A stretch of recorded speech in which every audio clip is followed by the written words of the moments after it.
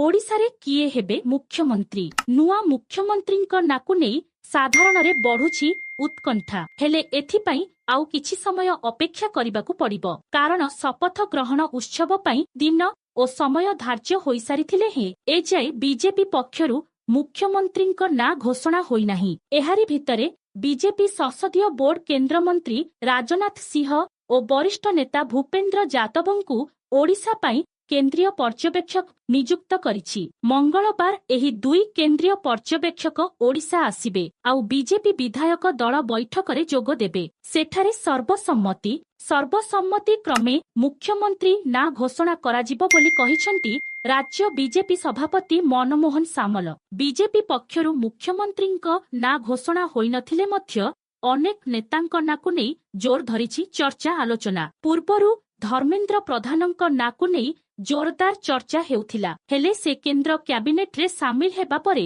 एबे राज्य बीजेपी सभापति मनमोहन सामलଙ୍କ नाकु नेई जोर धरिछि चर्चा। निर्वाचन पूर्वरु मेंटकु विरोध करिबा सह राज्य रे बीजेपी सरकार आनिबारे मनमोहनଙ୍କ भूमिका एभଳି चर्चाकु खेराक जोगाइछि। सेही भଳି ब्रजराजनगररु नवनिर्वाचित विधायक सुरेश पुजारीଙ୍କ ना मध्य मुख्यमंत्री चर्चारे रहिछि। पूर्वतन राज्य बीजेपी सभापति तथा पूर्वतन सांसद सुरेश पुजारी राज्य बीजेपीर जणे वरिष्ठ तथा अभिज्ञ राजनेता। सेहीपरि पाटणागढ़ विधायक तथा पूर्वतन मंत्री कनक वर्धन सिंहदेव, रणपुर विधायिका तथा पूर्वतन मंत्री सुरमा पाढ़ीଙ୍କ ना मध्य चर्चारे रहिछि। राज्ୟରେ प्रथम थर बीजेपी सरकार हेउछि। सरकारକୁ प्रगतिशील ओ लोकଙ୍କ सरकाररे परिणत करिबाकू एक दक्ष मंत्री मंडल करने योजना करिछि दल। राज्य बीजेपी मंत्री मंडल रे 2 जन उपमुख्यमंत्री रही पारंती बोली कुहा जाउछि। महिला कोटारे निमापड़ा विधायिका प्रभाती परिडा ओ आदिवासी